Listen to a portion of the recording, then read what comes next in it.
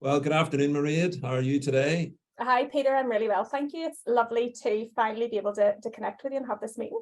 Absolutely, absolutely. The people watching this will not know what we've gone through to get to this point, and we'll let them keep that. We'll keep that a secret. That's I've between been us. very committed to it, so it's good to be here. Absolutely. So, Mairead, tell me a little about yourself and your business, please. Okay, so I am the managing director for a recruitment business called Honeycomb. Honeycomb was launched 6 years ago now, and really sort of I launched it because there was a need in the market for a recruitment consultancy to specialise in business support and really elevate the position of business support professionals, and provide a really consultative approach to our customers who really were crying out for somebody to come in and recruit in that space, but do it in a really sort of consultative way. So hence Honeycomb was born. I'm delighted to say sort of had a really successful sort of 5-6 years. We're now have a team of sort of 25 as of Monday coming, and really ambitious plans to grow the business both locally and in different regions. So it's a really exciting time for the business. And just a little bit about me, sort of my background. I've sort of worked in recruitment in Northern Ireland for 20 plus years. I think I was saying to you, Peter, just came into recruitment straight out of university, and happened to be lucky enough to find a career that I've absolutely loved and been so passionate about. And it's created lots of opportunities for me. So while I've been in recruitment for 20 plus years, it's felt very varied and really sort of, I suppose, diverse for me because of the number of roles that I've had. I am a mum of two, so I've got 2 young kids, which is also my other really important job. And yeah, just excited to sort of be here, really delighted to see what the future looks like for both my business and my family. Fantastic. That sounds good to me. What would you say have been your biggest learnings along the way, Mairead, either in business or indeed in life? I suppose probably it's funny when you reflect on something like that, because I think sometimes the times that feel the hardest when you're going through them are probably the times that are most beneficial to you, and they're the times where you grow most.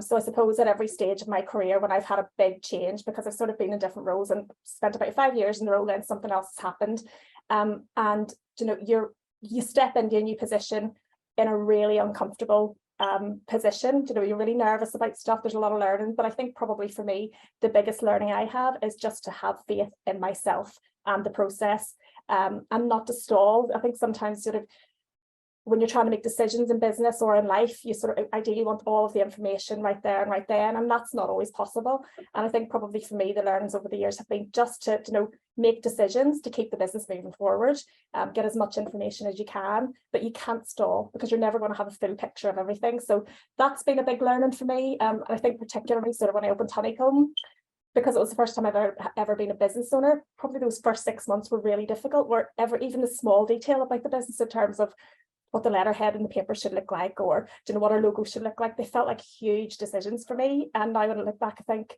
why did I spend so much time worrying about that? And then I suppose the other learning, thinking about the time at Honeycomb when I started that open, is outsource the stuff that you're not good at to an expert, because I probably spent far too much time at the very start of that taking on stuff. It's obviously important for the business, like the bookkeeping and bank recs and all of the rest of that. Would spend hours on an evening or a weekend trying to sort of manage that. And actually after about 6 months, I went, this is somebody else is better at this than me. So that was probably a really big learning too, just to do what you're good at and outsource the other stuff to the experts, because it's more valuable. Your time is more valuable spent doing the stuff that you're good at. Absolutely, and that's terrific advice for anyone listening to this. Absolutely key. So have you ever had a mentor or someone that's influenced you over your career? I definitely have. I haven't had an official mentor throughout my career, but I think probably the 2 people who own the business with me right now, my business partners, have been really good mentors. So I've been lucky enough to work with Louise Smith, who's one of the business owners in Honeycomb from day one, and she's been a fantastic role model for me and a really fantastic mentor in a very informal way, because she was always also my manager and so on. But I think I have been really fortunate that I have had that expertise and support and guidance from day one.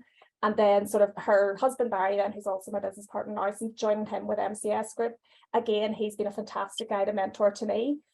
So informally, I've had these 2 people throughout my career helping develop me. And I suppose probably in the last couple of years, I've joined a professional networking platform where I'm getting quite a lot of peer support and peer mentorship, which has been really useful. And for me, you know, most of the people in that group are UK based, which again, I'm finding really interesting because their businesses are at different stages of growth than mine. You know, they're having different issues. So there's lots of group mentoring there, which I find really beneficial too. And I think probably when I'm thinking of my own career and sort of what's next for me, I think that very specific mentorship is going to be important and to help me get to the next level of where I need to be. Mairead, do you have any favourite quotes or sayings that you'd like to share that particularly resonate with you? I love a quote, and I was actually at an event the other day, and this quote had stood out for me. So I'd taken a picture of it at the time, but there's a really interesting guy speaking at it, Eamon Donnelly, who has a Northern Irish business called Youforum, and their journey has been phenomenal. I was really inspired by his talk, but the quote he mentioned that really resonated with me was, "You'll either step forward into growth or you'll step back into safety." And I think probably because I'm on a growth journey, that sort of really resonated with me to go, do you know what, you're going to be frightened and fearful about making some of the decisions you have to make, but the option is to step back into safety, and that's just not an option. That's really interesting. I would talk with clients around a sliding scale of courage and comfort. So very similar, very similar. Yeah. And who's the first person that comes to your mind, Mairead, whenever you think about the word success? It's going to sound like I'm their total cheerleader, but probably when I think about success in the business that I'm in, my business partner, Louise Smith, I always think about her because she's had a successful career, you know, built up with her husband and married the MCS business. They're on an amazing growth journey now. They've built up a group. So for me as a female leader, I look at her and I'm really inspired. So on a very local level, there's lots of sort of people internationally and all the rest of it that you can think of, but I'm very close to home and close to that. So absolutely always think about that. And then for me, success is sort of two parts to it. So there's always the family part. And if I think about that, my mum, because she's just been an amazing sort of success and an amazing woman in our family. So that's she's the other person I think of too. Brilliant. So a couple of great examples there. Yeah. Great examples. And what have you learned about yourself, Mairead, in your journey? Probably, I think I've learned that I'm incredibly resilient. I suppose probably over the last couple of years, there's been such a huge amount of change that we've all had to adapt to and take and be able to manage through this time. And I think probably one of the learnings that I've had is that I can navigate that change quite well. And even as I said earlier on, when you don't have a full picture of what the outcome's going to look like, if you're sort of clear of what the risk is, what your vision is, what you need to get to ultimately, then I can sort of navigate my way through that, which is good. It's probably in the environment that we are in, it's really important. What I've learned also is I've learned some things I'm not great at. So some of the back office operations and the processes that sit in the back end of a business, they're probably not my forte. So I've been sort of then developing platform then to pass them on to experts who can do that for me. So it's sort of the learnings of what you can do and those other things that you're not so good at that you need to sort of pass over to somebody else. And what would you say to anyone that's thinking of going into business today? What advice would you give them? I think have a clear plan and a clear vision of what you want the future to look like for you personally and for the business, because it is difficult. Setting up a new business is really difficult. It's really challenging. I think there's lots of sort of highs and lows with it. And I think you have to have a very clear vision of what the journey is going to look like for you, because probably in my experience anyway, sort of the first 6 months of that are a real roller coaster of emotions. And you just have to be really clear that I need to trust the process of what I'm doing to get to where I need to be. And probably for me, it's just backing yourself for those sort of first couple of months while things are really tricky.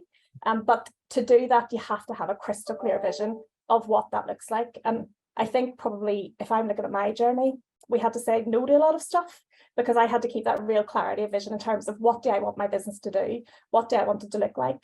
So at the very start of that, when, you know, cash is tight and you don't have a lot of customers coming through, it's very difficult to say no, but I had to.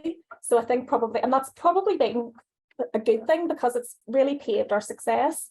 So I think probably that clarity of vision, you know, understanding where you want to be and not sort of like diverting from that. If you started again, if Honeycomb started again, is there anything you would do differently? I think probably get support quicker. outsource some of those things quicker, because obviously for me, I was trying to balance sort of growing a business with my family life and so on, and sort of trying to compromise all that. So maybe identifying really good partners quite quickly who could do some of the stuff that I was trying to take on myself, and just understanding that you don't have to be able to do everything, you don't have to have the answer to everything. So I would definitely engage. I'm really lucky to have some brilliant professional partners that I work with just on the marketing and branding and finance side of things now, and they've been really invaluable to the growth of business. But I think I would engage with experts much quicker to help me sort of get to the journey, because it just accelerates everything. And I think even just taking that mental load off me to allow me to do the stuff that I wanted to do and was good at. And what's the biggest challenge that you face today, Mairead?